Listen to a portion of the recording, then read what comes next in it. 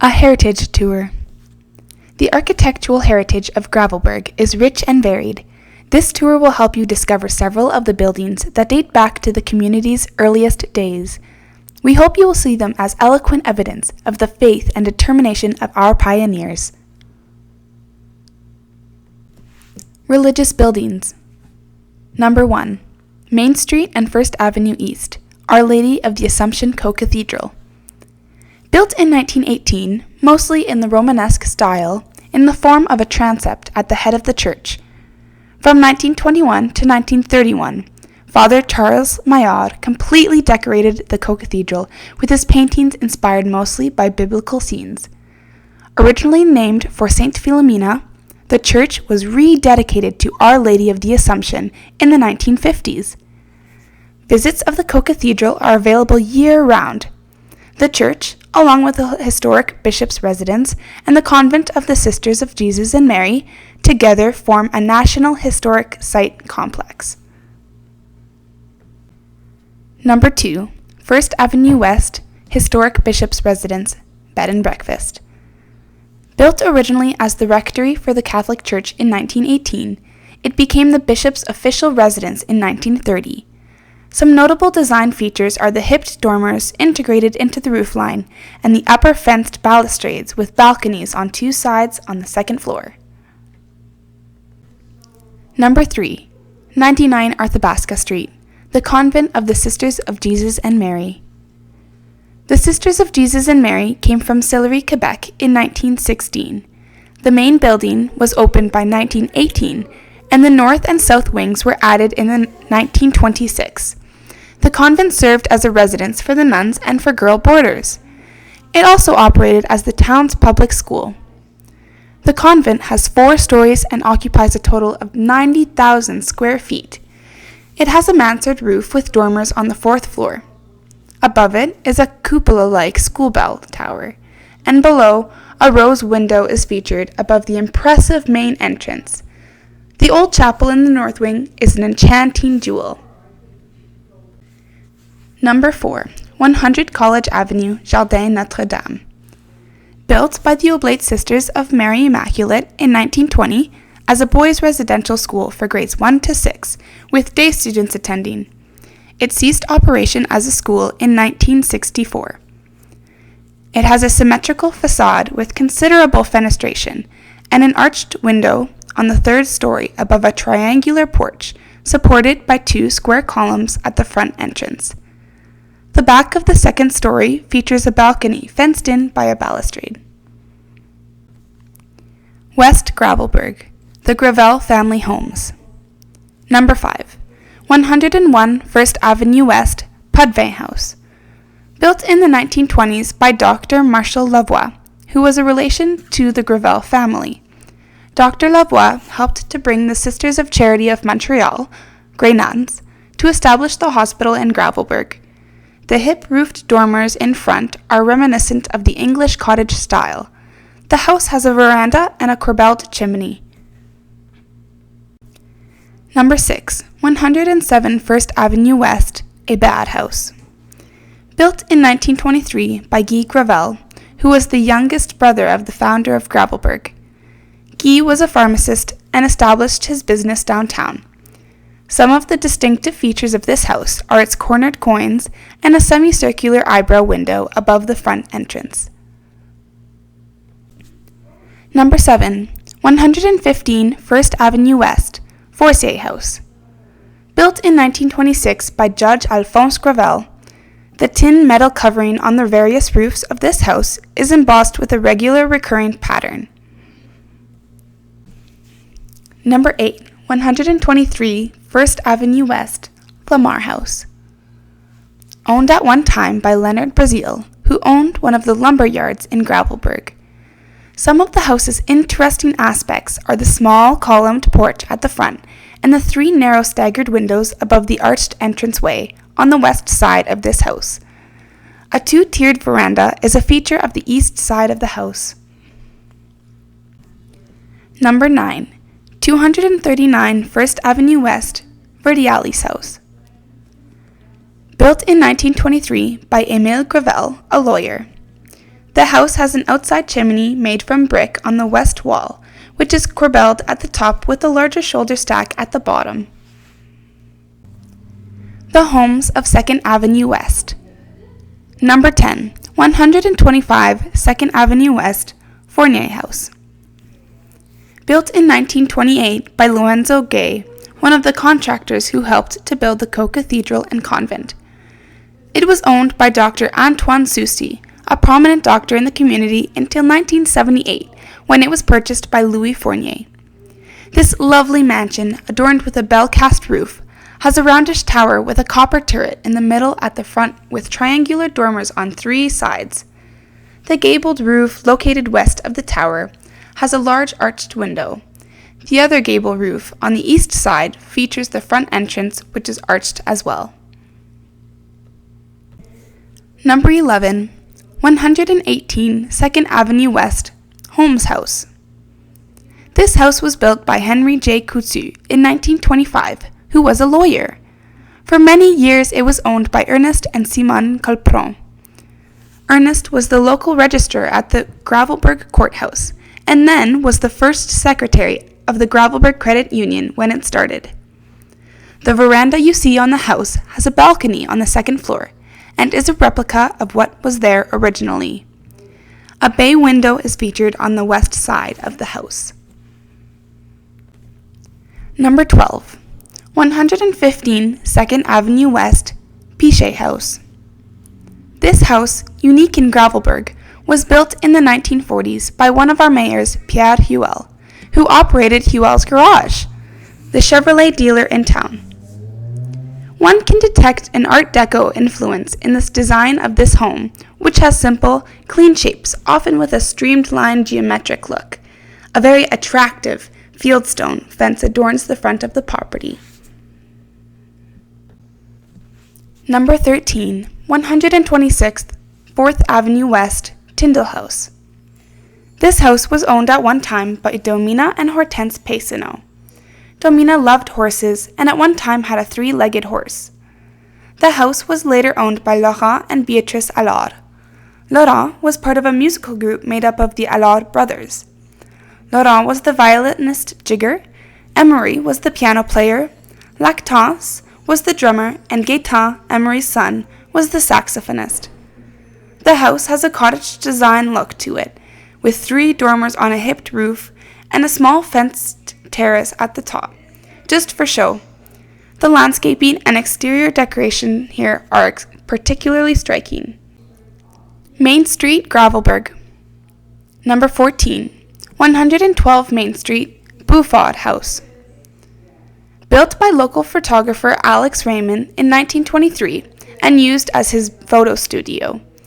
A doubled gabled roof line above the porch-like open veranda are its distinguishing feature.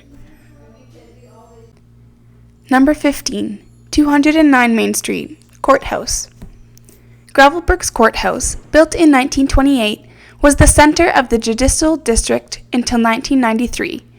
The style of the building is Georgian-influenced. The front door was originally made of bronze.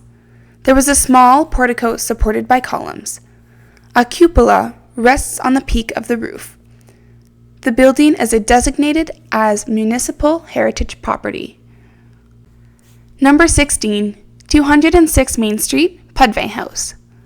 Built in 1923 by J.S. Lambert, it was lived in by the Aimé Bourgeois family for years until the 1960s. The house has an embossed tin metal roof on the top level and above the additions. The front door porch is supported by brackets and above the ledge on the side. 318 Main Street, Historic Gravel Pharmacy. Built by Guy Gravel in 1908 as the town's first pharmacy. The corners are coined. Above the inset front door is the original stone engraving for the store. Most of the top windows are arched. Number 18, 402 Main Street, Post Office. Built in 1928, the post office is classical Georgian influenced. It was designed by the Story and Van Egmond firm of Regina. The front entrance is decorated very ornately with Tyndall stone. The ledge at the top, made of metal and wood, surrounds the building. The building is a designated municipal heritage property. Number 19, 412 Main Street, Renaissance Gaiety Theatre.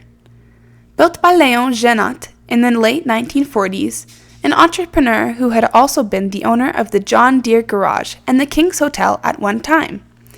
The theater has a descending floor in the movie room. It is designated as a municipal heritage property. Number 20, 418 Main Street, Old Jesmond Telephone Building. Building originally built by the Union Bank in 1919.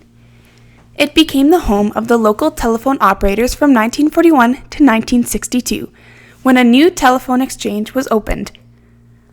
One aspect particular to this building is that each window has a lintel made of a single cut stone. The windowsills are also made from cut stone. Number 21, 701 Main Street, David Coney's Residence.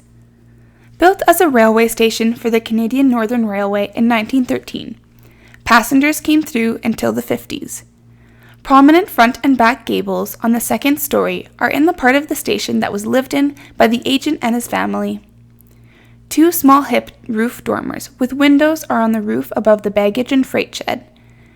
The station's exterior stucco finish dates back to a station modernization program in 1937. Number 22, north of Gravelbourg, Saskatchewan and Western Grain Elevator. Built in 1915 according to a design typical of medium-height standard grain elevators at the time.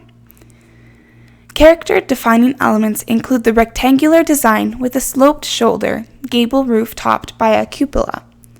The elevator's wood crib construction consists of dimensional lumber stacked and nailed on its side, strong timber lintels above the crib walls, exposed structural members visible in the work floor, and semi-hoppered wood bins braced at regular intervals by wooden cross-braced supports. It has a minimum of fenestration, with two small windows with plain sashes in the cupola. Number 23, 308 First Avenue East, Collège Mathieu Pavillon. Built in 1918, the Pavillon is one of the buildings that remain on the historic college campus after a fire destroyed the main building in 1988. It was first used as a residence and for classrooms. From 1931 to 1946, it housed the college's seminary. The Pavillon features a classically influenced facade, evident in the double light portico, comprised of square piers which marks the entryway. It also features a three-way Palladian-influenced window above the entrance, which is keystone detailing. The pavillon is designated as a municipal heritage property. Number 24, 263 First Avenue East, Magnan House. The house was built around 1908 and is interesting mainly because it was lived in by Father Arthur Magnan, who was named the first resident parish priest in 1907. He served in that capacity for 10 years. He no doubt lived with various settlers before the house was ready. The house has an open veranda with a bay window on ground level. A balcony was once a second-story feature. A mansard roof features single dormers on each side. Number 25, 254 First Avenue East, Bell House. Built in 1923 by Edmund Cardinal, one of the original pioneers. The house has a mansard roof with an open veranda that comes around both sides. There is a small fenced balcony on top of one side of the veranda. Number 26, 132 2nd Avenue East, St. Stephen's United Church. Built in the early 1900s, originally it was a Presbyterian church, before it later became a United Church. The windows all have pointed arches. Even though the tower does not have a spire, the design has a resemblance to the Gothic Revival style on a small scale. Number 27, 210 3rd Avenue East, Maillot House. Built by Ovid Laplante in 1923, It is a simple-looking house, but interesting because the main entrance at the front is inset on a slant to the street. It also has colorful false louvered shutters on windows on the front. Number 28. 242 5th Avenue East, Eva House. This brick house has two large gables at right angles and a large dormer on the east side of the roof. Catalog and Country Homes. Number 29. 511 5th Avenue East, Pion Forêt House. This home was built in the country on land owned by Charles Lemoine. It was moved to town in the 1940s. At the time, Auguste and Juliette Pion lived in it. Number 30. 207 1st Avenue West, Filson House. This is an example of a fairly elaborate catalog home. It has an impressive porch supported by columns at the main front entrance, which has an oval window. Just above the porch, there are fished scale shingles in the gable portion of the wall. Number 31. 126 2nd Avenue West, Walker House. This house was built in the 1920s in Bateman, some 10 kilometers from Gravelbourg. It once had 3 stories, but was cut down by half at one point. Once in Gravelbourg, it was most notably the home of Dumont Lepage. He arrived in town in 1944 to become the RM secretary and director of the Caisse Populaire. He is best known as a pioneer of the local French radio station, CFRG. He ran the station as soon as it went on the air in 1951. Number 32. 260 7th Avenue East, Pagan House. This is another example of a catalog home that was moved from Kincaid, where it was originally owned by the Wilson family. It features a second-floor rear balcony. Number 33. 205 5th Avenue East, Reeves House. This is another large catalog home. Its dormer windows extend down the main walls of the house. It has bay windows on the west side ground level. Number 34. 208 1st Avenue East, Ferreton Hébert House. This catalog house dates back to 1925 in Kincaid. It was moved to Gravelbourg in 1955. Like many of the catalog homes, 2 dormers serve to bring light to a large third-floor room. Most of its features remain as they were originally, including the cedar siding. As often happened, the rear mudroom has been integrated as a room in the house. Buildings that no longer exist. Old St. Joseph's Hospital, built in 1928. The old College Matthew main building, built in 1918. Legault's Hardware, built in 1918. Lemstra Bakery, built in 1918. Worthy of mention. Couture House, 200 2nd Avenue West.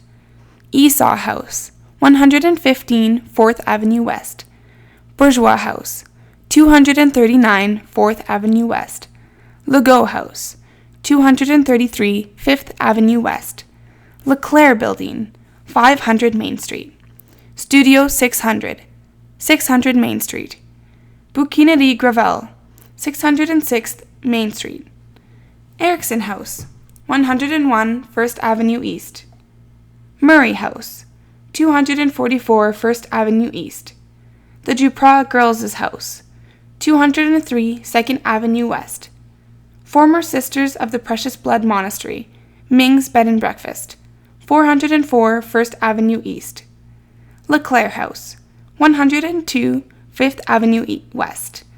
Leonard Bryn Barber Shop, 318 Main Street. The Gravelbourg and District Museum is a non-profit, charitable organization located in the heart of southern Saskatchewan. Our museum was incorporated on September 6, 2001, in order to raise funds to conserve, restore, develop, rebuild, and recreate historical buildings and heritage sites in the town of Gravelbourg. We are also actively engaged in helping spread the amazing history of our little town and educating people from all over the world about how rural life in Saskatchewan once was.